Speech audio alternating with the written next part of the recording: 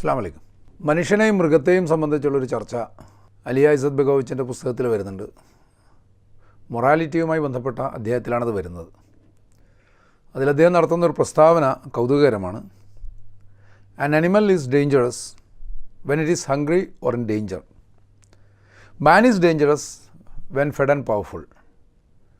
ഒരു മൃഗം അപകടകാരിയാവുന്നത് അതിന് വിശന്നിരിക്കുമ്പോഴോ അല്ലെങ്കിൽ അത് തന്നെ അപകടത്തിൽപ്പെട്ടിരിക്കുമ്പോഴോ ആണ്. എന്നാൽ മനുഷ്യൻ അപകടകാരിയാവുന്നത് കൂടുതൽ വയറ് നിറഞ്ഞ അവസ്ഥയിലും കൂടുതൽ സുരക്ഷിതനും കരുത്തനുമായിരിക്കുന്ന അവസ്ഥയിലുമാണ്. ഇതൊരു ശരിയായിട്ടുള്ളൊരു പ്രസ്താവമാണ് എന്ന് മനസ്സിലാക്കാം. മനുഷ്യനും മൃഗവും തമ്മിലുള്ള പൊരുത്തത്തെയും പൊരുത്തക്കേടുകളെയും സംബന്ധിച്ചുള്ള ഒരു ചെറിയ ഒരു വിശകലനം അത് ആ ഭാഗത്ത് വരുന്നുണ്ട്. ഇതിൽ തന്നെയും ഈ പുസ്തകത്തിൽ വേറെയും ചൂണ്ടിക്കാണിക്കുന്നൊരു സംഗതിയാണ്, മനുഷ്യനിൽ മൃഗത്വമുണ്ട്. അത് എവല്യൂഷൻ ആൻഡ് ക്രിയേഷൻ എന്ന് പറയുന്ന അധ്യായത്തിലും ആ പരാമർശവും വിശദീകരണമൊക്കെ വരുന്നുണ്ട്. അപ്പോൾ മനുഷ്യനിൽ മൃഗത്വമുണ്ട്, അതേസമയം മൃഗത്തിൽ മനുഷ്യത്വമില്ല. ഇതൊരു പ്രധാന വ്യത്യാസമാണ്. അപ്പോൾ മനുഷ്യനിലുള്ള മൃഗത്വം അല്ലെങ്കിൽ മൃഗീയത, അനിമാലിറ്റി, ഇത് തന്നെയാണല്ലോ മൃഗത്തിലുള്ള മൃഗത്വവും. മൃഗത്തിൽ അത് അത്യന്തം അപകടകരമായി മാറുന്നില്ല. അല്ലെങ്കിൽ നമ്മളെ സംബന്ധിച്ചിടത്തോളം തന്നെ മനുഷ്യൻ്റെ വ്യവഹാരങ്ങളെ സൂചിപ്പിക്കുമ്പോഴാണല്ലോ ഈ മൃഗീയം എന്ന് പറയുന്ന വിശേഷണങ്ങളൊക്കെ നമ്മൾ ഉപയോഗിക്കാറുള്ളത്. മൃഗീയമായി കൊന്നു, മൃഗീയമായി ബലാത്സംഗം ചെയ്തു എന്നൊക്കെ നമ്മൾ പറയാറുണ്ട്. സാധാരണഗതിയിൽ മൃഗങ്ങൾക്കിടയിൽ നടപ്പുള്ള ശീലങ്ങളല്ല ഈ കൊലപാതകവും ബലാത്സംഗവും ഒന്നും. എന്നാലും നമ്മൾ അങ്ങനെയാണ് പറയുക. അപ്പോൾ ആ പറയുന്നതിലെ ശരി തെറ്റുകൾ അവിടെ ഇരിക്കട്ടെ.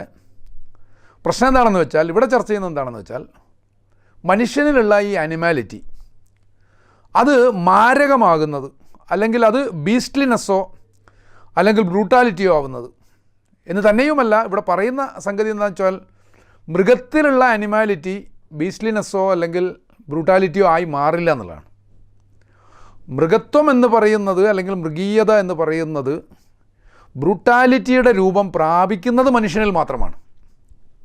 അപ്പോൾ മനുഷ്യനാണ് ആ അർത്ഥത്തിൽ ബോധപൂർവം ക്രൂരകൃത്യങ്ങൾ ചെയ്യുന്നത്. മൃഗങ്ങളുടെ സാധാരണ പ്രവർത്തനങ്ങളെ നമ്മൾ ഒരിക്കലും ക്രൂരതയായിട്ട് വിശേഷിപ്പിക്കാറില്ല.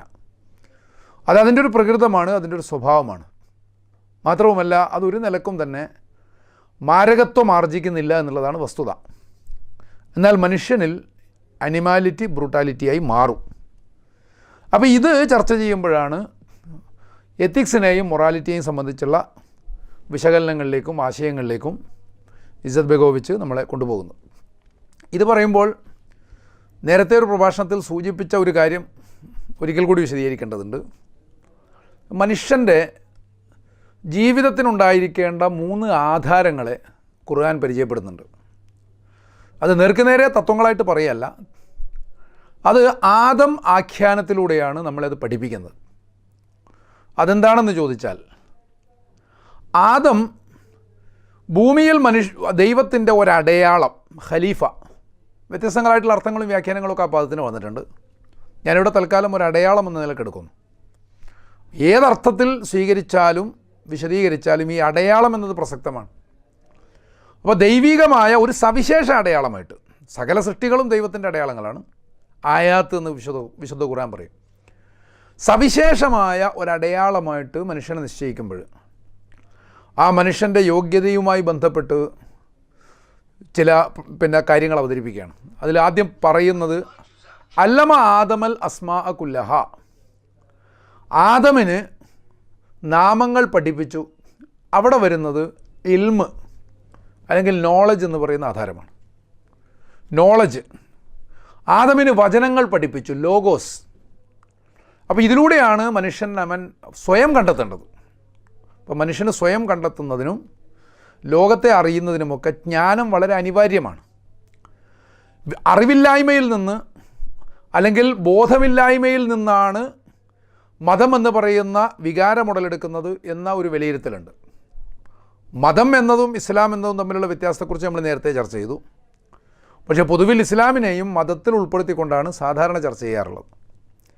എന്നാൽ അതേസമയം അങ്ങനെ ഒരു അറിവില്ലായ്മയിൽ നിന്ന്, അങ്ങനെ ഒരു വികാരമല്ല യഥാർത്ഥത്തിൽ മതം. അതൊരു തിരിച്ചറിവ് തന്നെയാണ്. ഇസ്ലാം അല്ലെങ്കിൽ ദീൻ എന്ന് പറയുന്ന ഒരു തിരിച്ചറിവ് തന്നെയാണ്. ഈ തിരിച്ചറിവിൻ്റെ ഏറ്റവും പ്രധാനപ്പെട്ട അടിസ്ഥാനം നോളജാണ്, അത് ലോഗോസാണ് എന്ന് തന്നെ സ്ഥാപിക്കുകയാണ് അവിടെ ചെയ്യുന്നത്. അതിനുശേഷം ആദമിന് നൽകുന്ന കൽപ്പന, അത് ഇണയോടൊപ്പം ഈ തോട്ടത്തിലേക്ക് പ്രവേശിക്കണം. എന്നിട്ട് വക്കുലാ മിൻഹ റഗദൻ ഹൈസു ശിഅ്തുമ, നിങ്ങൾക്ക് രണ്ടുപേർക്കും ഇഷ്ടമുള്ളതെല്ലാം ഇവിടെ നിന്ന് കഴിക്കണമെന്നാണ്. ഇവിടെ ഒന്നാമത് രണ്ടുപേരുടെയും ഇഷ്ടം എന്നതിന് നൽകിയിട്ടുള്ള പ്രാധാന്യം, അതൊരാണും പെണ്ണുമാണ് ഇണകളായിട്ട്. ഇവിടെ ആ ഒരു ബൈനറി മാത്രമേ പരാമർശിക്കപ്പെടുന്നുള്ളൂ. ഇതുമായി ബന്ധപ്പെട്ട അനുബന്ധ വിഷയങ്ങൾ, ലൈംഗിക ന്യൂനപക്ഷങ്ങൾ, ഇതൊക്കെ വേറൊരു വിഷയമാണ്. അപ്പോൾ എന്തായാലും ഇണയോടൊപ്പം പ്രവേശിക്കുക എന്ന് പറയുന്നിടത്ത് തന്നെ ജീവിതാനന്ദത്തെക്കുറിച്ചുള്ള ഒരു പരാമർശമുണ്ട്. നേരത്തെ പറഞ്ഞതുപോലെ ഏതാണ്ടൊരു അസറ്റിസിസം അല്ലെങ്കിൽ സെലിബസി എന്നൊക്കെ പറയാവുന്ന ഒരു ജീവിതത്തെയല്ല ഇസ്ലാം പ്രോത്സാഹിപ്പിക്കുന്നത്.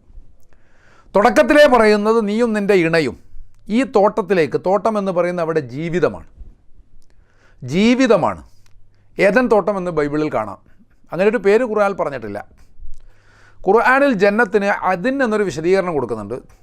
അത് പക്ഷേ ഈ തോട്ടത്തിനല്ല, അത് പാരത്രികമായിട്ടുള്ള സ്വർഗീയാവസ്ഥയെ പറയുന്നിടത്താണ് ഈ അതിൻ എന്ന വിശേഷണം കാണുന്നത്.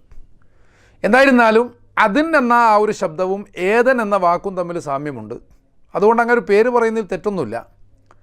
എന്നാൽ ഈ തോട്ടം എന്തിൻ്റെ പ്രതീകമാണ്? അത് മനുഷ്യൻ്റെ പ്രകൃതമാണ് എന്ന് ഇഖ്ബാലിനെ പോലുള്ളവർ പറഞ്ഞിട്ടുണ്ട്. ഞാനതിനെ ജീവിതം തന്നെയായിട്ടാണ് എടുക്കുന്നത്.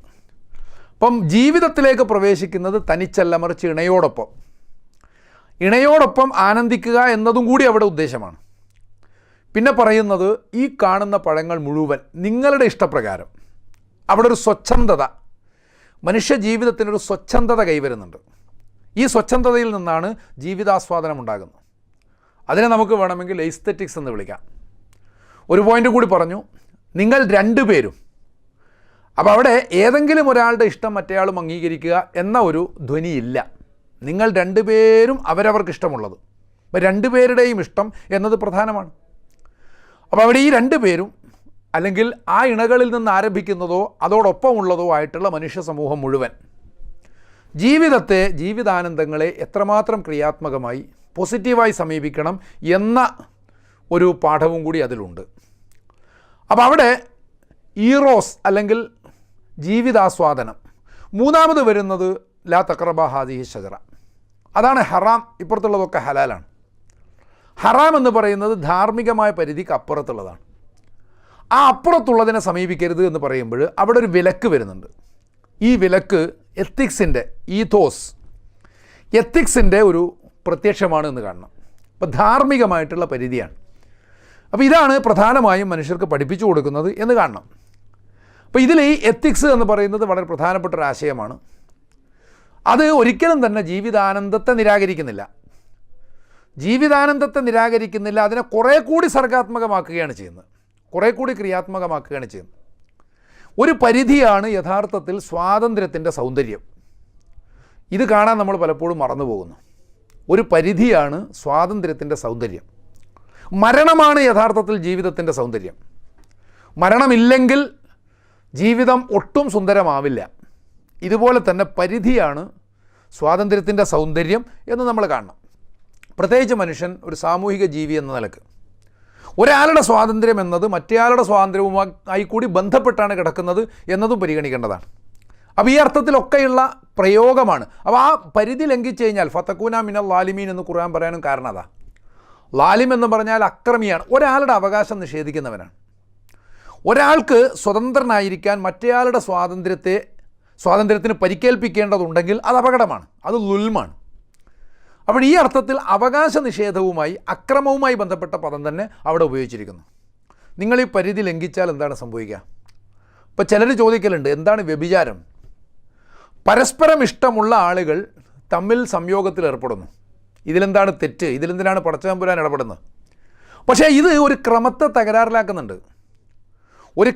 തകരാറിലാക്കുന്നുണ്ട്. അത് അംഗീകരിക്കാതിരിക്കാം, അത് വേറെ വിഷയമാണ്. ദൈവികമായിട്ടുള്ളൊരു ക്രമത്തെ, ഒരു വ്യവസ്ഥയെ അത് തകരാറിലാക്കുന്നുണ്ട്.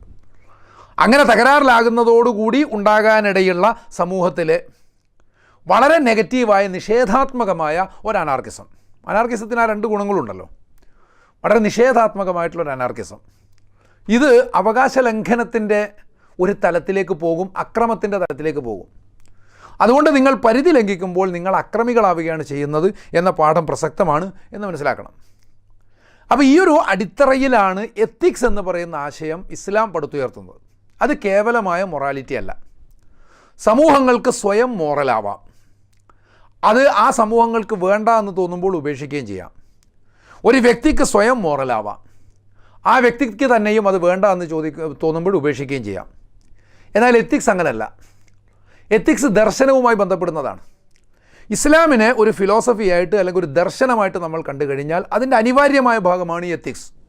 സ്വാഭാവികമായും എത്തിക്സ് ഇല്ലാത്തയിടത്ത് ഇസ്ലാമില്ല. മുസ്ലിങ്ങളോ അല്ലെങ്കിൽ ഇസ്ലാമിൻ്റെ അനുയായികളോ കണ്ടേക്കാം. എത്തിക്സ് ഇല്ലാത്തയിടത്ത് എത്തിക്സ് എത്രത്തോളം തകരുന്നോ, എത്തിക്സിന് എത്രത്തോളം പരിക്കേൽക്കുന്നോ അത്രത്തോളം ഇസ്ലാം അവിടെ ശൂന്യമാവുകയാണ് ചെയ്യുന്നത് എന്നുകൂടി കണ്ടതാണ് പ്രായോഗിക തലത്തിൽ. അപ്പോൾ അത്രമേൽ പ്രാധാന്യത്തോടു കൂടി എത്തിക്സ് പരാമർശിക്കപ്പെടുന്നത് അതുകൊണ്ടാണ്. ഇത് കേവല സദാചാര പ്രമാണമല്ല. കേവല സദാചാര പ്രമാണങ്ങൾ ഞാൻ നേരത്തെ പറഞ്ഞു, മനുഷ്യൻ സ്വയം സ്വീകരിക്കുന്ന മൊറാലിറ്റി അതിന് പല മാനങ്ങളുണ്ടാവാം, പല കാരണങ്ങളുണ്ടാവാം. എന്നാൽ കേവലമായിട്ടുള്ള ഈ മൊറാലിറ്റി അല്ലെങ്കിൽ സദാചാര പ്രമാണങ്ങൾ എന്ന് പറയുന്നത് മനുഷ്യപ്രാപ്തിയെ ന്യൂനീകരിക്കുകയേ ചെയ്യുകയുള്ളൂ എന്നാണ് ഇസത്ത് ബെഗോവിച്ച് പറയുന്നത്. അതേസമയം അതിൻ്റെ ഒരു മറുപുറമായിട്ട് എത്തിക്സിനെ അദ്ദേഹം സമർത്ഥിക്കുന്നുമുണ്ട്. ഒരേ നിലവാരമുള്ള രണ്ട് തരം ജീവജാലങ്ങളിൽ ഒന്നിന് സദാചാര പ്രമാണങ്ങൾ നൽകുകയാണെങ്കിൽ അത് അതിവേഗം നാമാവശേഷമാകും. ഇവിടെയാണ് മൊറാലിറ്റി എന്നതിൽ കവിഞ്ഞുള്ള എത്തിക്സിൻ്റെ പ്രാധാന്യം. അഥവാ എത്തിക്സ് മനുഷ്യനിൽ അവിടെയാണ് പ്രയോജനപ്പെടുന്നത് എന്ന് കാണണം.